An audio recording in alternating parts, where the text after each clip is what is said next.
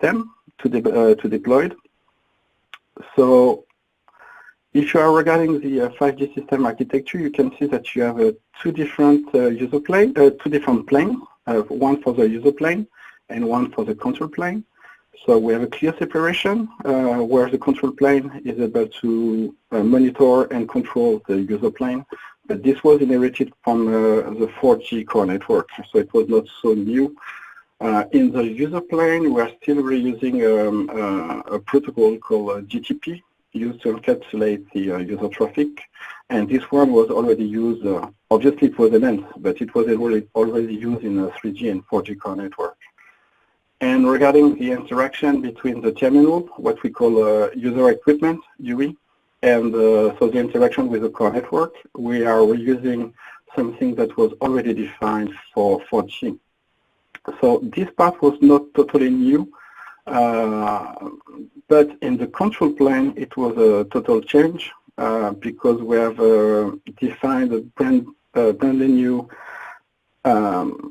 architecture called the service-based architecture, and the principle here is that instead of speaking of nodes as it was done in the past, we are talking about services that can be discovered and consumed by any function at the control level. So this was to be able to have a flexible deployment and so on. And obviously, using this, we have also native support of the network exposure to the third parties. So,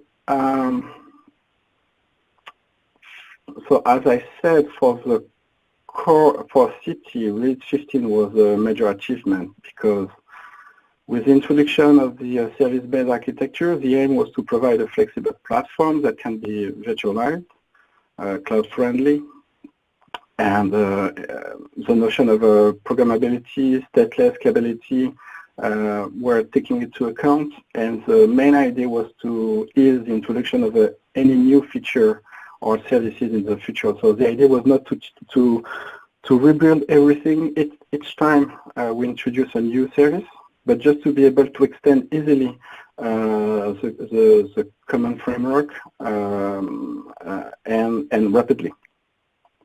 So the main decision in CT was to adopt an IT-oriented design where we are relying now on APIs instead of traditional telco protocols like diameter for the signaling part, and to use API design using what we call the REST principle. So I have no time to develop everything here, but the idea is to have something easy to deploy, easy to use, and easy to extend. So we are using what we call the JSON, for people who know, as a data format. And I will highlight the two points, the two following points. It's the use of open API specifications that is very useful because anyone using this specification are able to deploy their API and to interwork with, so to define the new function and to interwork with the system.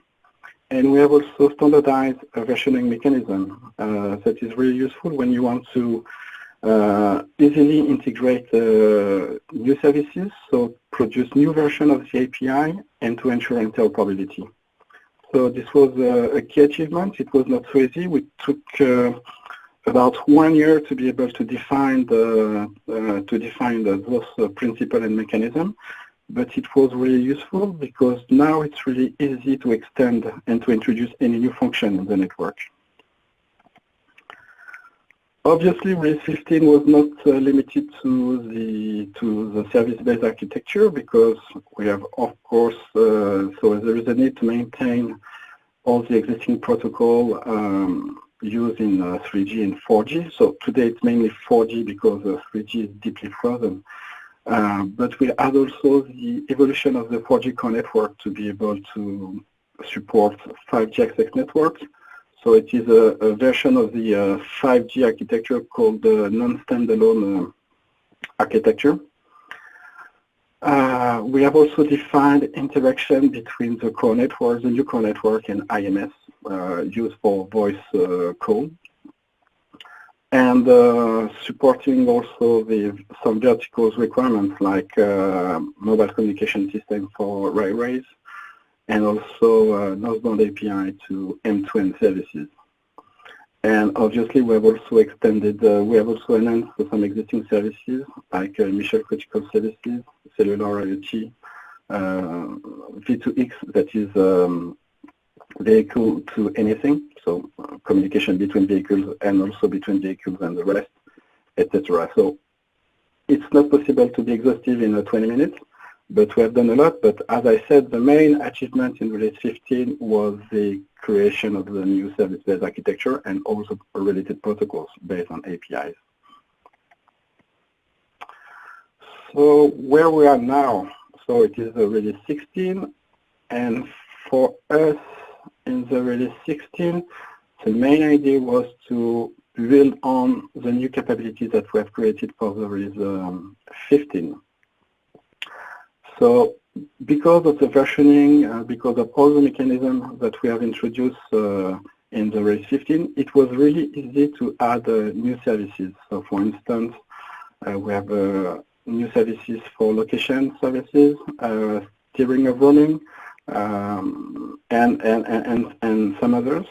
We have also enhanced the capabilities of the network to be able to provide pure stateless and dataless function of any type, saying that in release 15 it was only limited to a few set of functions, and now any function in the network can be truly stateless and dataless using an external repository. We have defined something that was not so clear in release 15 was the interconnection with 4G, and we have defined a set of mechanisms to allow at least interworking of user data. So user data stored in the 4G core network and user data stored in the 5G. So we have defined mechanisms just to be able to have both network deploying at the same time in the same operator network, and to ensure a continuation of the service between 4G and 5G. Even if we add some pre-existing mechanism defined in release 15, we have also enhanced anything regarding load and overload control for 5G. That is something very critical because with the use of API, we have a lot of signaling based on HTTP, and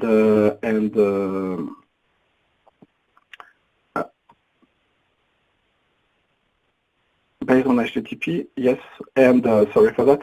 And so now we have introduced a mechanism just to be able to monitor the load and to react correctly when you have an overload situation. We have defined new services also for better integration of IMS. So initially we had a kind of interworking between the IMS platform and the core network. Now we have SBAI-like services deployed in the network, and it's a better integration of the IMS function inside the core network. So it is not anymore about interaction, but more about integration of the IMS set of services inside the core network. Some other important aspects are the transfer of policies for background data transfer at the UE level.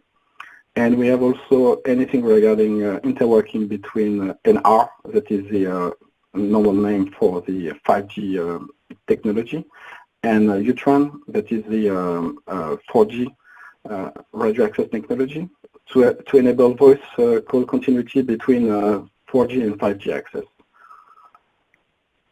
Again, if you are considering release 16 and the number of what we call work items for release 16, it was about 50 work items for CT handling. So you can understand that here it is not exhaustive, it's just to highlight some key parts that have been done at the CT level.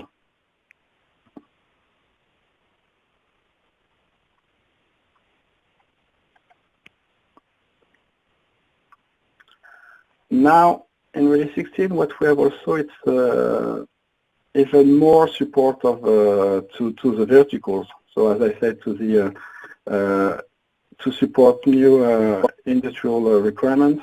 So for instance, we have a set of mechanisms that have been defined to define the 5G enablers for network automation in